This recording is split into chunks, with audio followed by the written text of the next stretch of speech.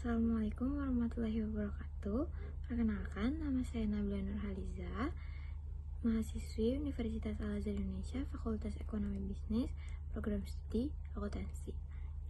Hari ini saya akan mempresentasikan materi yang sudah saya pelajari setelah ujian tengah semester ini dari mata kuliah Akuntansi Syariah Menengah. Jadi, apa aja sih yang bakal saya bahas di presentasi hari ini? Jadi, yang akan saya bahas yaitu ada 4, yaitu sukuk atau obligasi syariah, wa'ad, tabaru, dan terakhir kas wakaf link sukuk.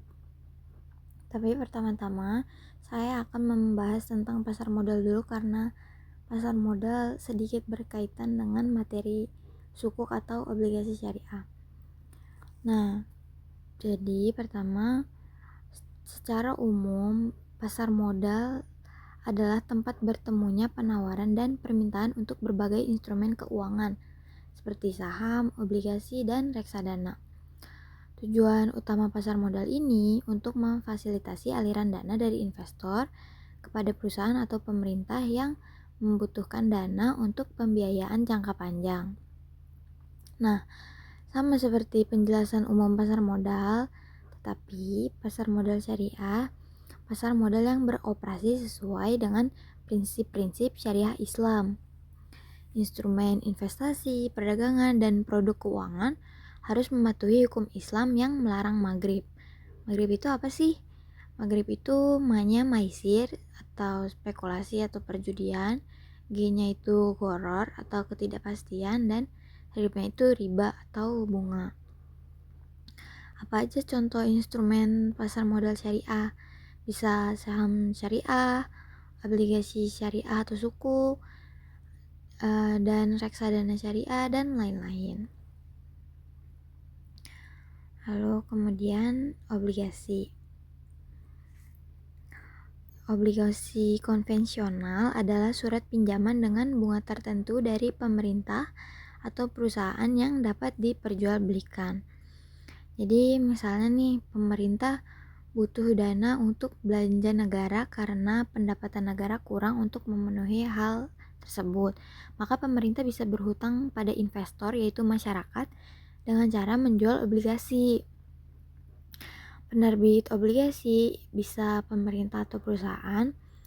Nah, penerbit obligasi itu berjanji untuk membayar kembali jumlah pinjaman pokok pada tanggal jatuh tempo dan melakukan pembayaran bunga secara berkala selama masa pinjaman.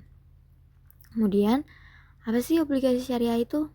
Sama seperti obligasi konvensional, obligasi syariah adalah suatu surat berharga jangka panjang berdasarkan prinsip syariah yang dikeluarkan emiten kepada pemegang obligasi syariah. Lalu, emiten diwajibkan untuk membayar pendapatan kepada pemegang obligasi syariah berupa bagi hasil atau margin atau fee, serta membayar kembali dana obligasi pada saat jatuh tempo. Nah, di sini terdapat perbedaan jelas ya antara obligasi konvensional dan obligasi syariah. Jika obligasi konvensional pembayaran bunganya terjamin oleh penerbit obligasi dan enggak bergantung pada kinerja aset yang didanai oleh obligasi gitu. Bahkan jika aset tidak menghasilkan pendapatan, penerbit tetap berkewajiban membayar bunga yang dijanjikan kepada investor. Beda dengan obligasi syariah yang pembayarannya bagi hasil. Bagi hasilnya variabel atau tergantung pada pendapatan yang dihasilkan oleh aset yang mendasarinya. Jika aset tersebut berkinerja baik dan menghasilkan lebih banyak pendapatan, investor akan menerima bagian keuntungan yang lebih besar juga. Sebaliknya, jika aset tersebut berkinerja kurang baik, pendapatan yang diterima oleh investor juga akan lebih rendah. Oke, next, yaitu ada jenis-jenis obligasi syariah. Ada 2 kategori obligasi syariah, yaitu obligasi syariah yang memberikan bagi hasil dan obligasi syariah yang memberikan fee atau margin. Tapi saya di sini akan menjelaskan lebih rinci dua akad dalam obligasi syariah, yaitu akad mudharabah dan akad ijarah. Oke, pertama, sukuk akad mudharabah. Obligasi syariah akad mudharabah adalah obligasi syariah yang berdasarkan kontrak bagi hasil antara pemilik modal dan pengelola usaha atau mudharib. Berikut ini ada skemanya. Jadi, karena menggunakan akad mudharabah, investor itu menjadi sohibul mal dan emiten menjadi mudharib. Lalu di sini kan ada suatu kegiatan usaha di tengah. Nah, investor ini menyetorkan modal dan mudharib yang bertugas untuk mengolah kegiatan operasional kegiatan usaha tersebut. Dari kegiatan usaha tersebut akan menghasilkan keuntungan. Dari keuntungan inilah akan terjadi bagi hasil yang akan dibagi ke investor dan mudharib. Lalu setelah jangka waktu yang disepakati, emiten harus mengembalikan modal awal kepada investor. Oke, next. Sukuk akad ijarah. Obligasi syariah akad ijarah adalah obligasi syariah yang didasarkan pada kontrak sewa. Berikut ini skemanya. Jadi pada akad ini, investor menjadi pemberi sewa dan emiten menjadi penyewanya. Lalu pada akad ini, ada objek ijarah atau objek yang akan disewakan. Misalnya gedung, menyewakan gedung. Maka investor akan memberikan modal untuk membeli objek ijarah. Modal ini enggak hanya dari satu orang tetapi dari banyak orang, maka objek ijarah yang dibeli tersebut milik beberapa investor. Kemudian, emiten akan menyewa objek tersebut dan membayar sewa kepada investor berupa fee atau margin. Lalu terakhir, emiten akan mengembalikan modal awal investor dan objek ijarah akan menjadi milik emiten. Oke, next. Wa'ad. Wa'ad ini adalah janji yang disampaikan salah satu pihak untuk melaksanakan transaksi yang di masa yang akan datang. Sedangkan beda dengan akad. Akad itu kesepakatan antara dua pihak, masing-masing pihak terikat dan berkewajiban untuk melaksanakan kesepakatan tersebut. Jadi wakad ini baru janji. Nah, akad ini pelaksanaannya. Next, ini ada perbedaan antara wa'ad dan akad ya. Jadi wa'ad ini janji antara satu pihak kepada pihak lainnya. Jadi hanya satu pihak. Nah, kalau akad ini kedua belah pihak saling sepakat. Lalu di sini ada pihak yang diberi janji tidak memikul kewajiban apapun pada pihak pemberi janji. Belum ada kewajiban yang ditunaikan oleh pihak manapun, dan bila janji tak terpenuhi maka sanksi yang diterima merupakan sanksi agama saja.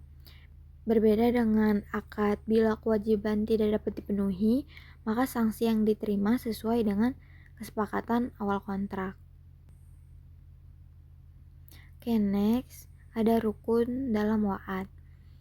Pertama, yaitu ada pernyataan janji dari seseorang atau satu pihak untuk melakukan sesuatu yang baik kepada pihak lain di masa yang akan datang. Kemudian ada wa'id. Wa'id itu orang atau pihak yang menyatakan janji tersebut atau menyatakan wa'ad tersebut.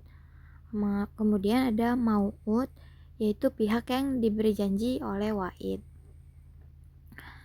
Kemudian ada mau'ud bih atau sesuatu yang dijanjikan oleh wa'id. Itu biasanya objeknya ya. Kemudian mulzim. Mulzim ini mengikat dalam arti bahwa wa'id wajib menunaikan janjinya. Oke, next. Berdasarkan fatwa nomor 85 DSN MUI, yaitu ketentuan hukumnya, janji atau wa'ad dalam transaksi keuangan dan bisnis syariah adalah mulzim atau mengikat dan wajib dipenuhi oleh wa'id dengan mengikuti ketentuan-ketentuan yang terdapat dalam fatwa ini. Yaitu ada ketentuan khusus terkait pihak yang berjanji, yaitu ini. Lalu ada ketentuan khususnya juga terkait pihak pelaksanaan waat. Next, tabaru. Tabaru secara bahasa berarti sedekah atau berderma. Arti yang lebih luas dari tabaru berarti melakukan sesuatu kebaikan tanpa persyaratan. Akad tabaru adalah semua bentuk akad yang dilakukan dengan tujuan kebaikan dan tolong-menolong dengan mengharapkan pahala dari Allah Subhanahu wa Ta'ala. Oke, next. Contoh implementasi. Contoh salah satu implementasi akad tabaru yaitu asuransi syariah.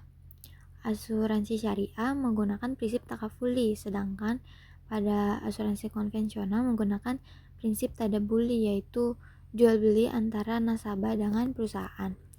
Kontrak takafuli disebut juga dengan akad tabaru. Jadi sama aja ya, yaitu dharma atau sumbangan. Nah, kontrak atau akad ini bertujuan untuk memberikan dana kebajikan dengan niat saling membantu jika diantaranya ada yang terkena musibah. Dana tabaru akan disimpan dalam rekening khusus, di mana bila terjadi resiko, dana klaim yang diberikan adalah rekening dana tabaru yang sudah diniatkan oleh semua peserta untuk kepentingan tolong-menolong. Kan seperti yang sudah disebutkan, asuransi konvensional menggunakan jual beli antara nasabah dan perusahaan. Dalam asuransi syariah, tidak boleh memakai akad jual beli. Kenapa? Dikarenakan syarat dalam transaksi jual beli kan itu ada penjual, pemberi, dan harga serta barang yang diperjualbelikan. Tapi dalam asuransi konvensional, untuk berapa besaran premi dan kapan risiko itu terjadi adalah hal yang nggak pasti, sehingga akad jual beli dalam asuransi konvensional terjadi cacat secara syariah karena tidak jelas atau goror.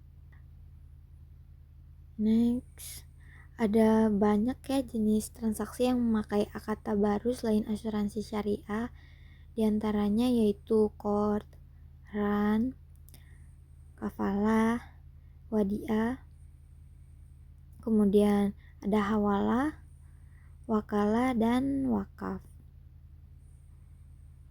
Next, cash wakaf link sukuk. Cash wakaf link sukuk merupakan program wakaf produktif yang dikombinasikan antara dana wakaf uang temporer dengan instrumen surat berharga negara. Instrumen ini dirancang untuk memobilisasi dana wakaf tunai dan menginvestasikannya dalam proyek-proyek yang sesuai dengan prinsip syariah, sambil memberikan manfaat sosial dan ekonomi yang berkelanjutan. Pemerintah telah berkomitmen mengembangkan wakaf link sukuk dengan ditandai MOU 1 November 2018 antara Kementerian Keuangan, Bank Indonesia, Kementerian Agama, dan BWI atau Badan Wakaf Indonesia. Wakaf link sukuk ini ditujukan untuk memfasilitasi BWI dan para pewakaf uang agar dapat menginvestasikan uang wakaf di instrumen investasi yang aman dan bebas risiko. Uang wakaf akan dihimpun oleh BWI sebagai nazir di Lembaga Keuangan Syariah Penerima Wakaf Uang atau LKSPWU dan lembaga non-profit. Dana wakaf yang sudah terkumpul nantinya akan dilakukan penerbitan sukuk negara dengan metode private placement. Pada tingkat ini, BWI dan Kementerian Keuangan akan mendiskusikan format sukuk yang akan diterbitkan seperti tingkat imbal hasil dan tradability sukuk. Uang hasil penerbitan cash wakaf link sukuk akan digunakan pemerintah untuk membangun proyek bidang layanan umum masyarakat. Nah, perolehan bagi hasil setiap periode akan diberikan kepada BWI, kemudian disalurkan ke LKSPWU dan non-LKSPWU sesuai dengan MOU. pada saat jatuh tempo sesuai dengan karakteristik temporer, dana wakaf akan dikembalikan pemerintah sepenuhnya kepada pewakaf melalui LKSPWU dan non-LKSPWU. Baik, sekian presentasi dari saya. Kurang lebihnya mohon maaf. Wassalamualaikum warahmatullahi wabarakatuh.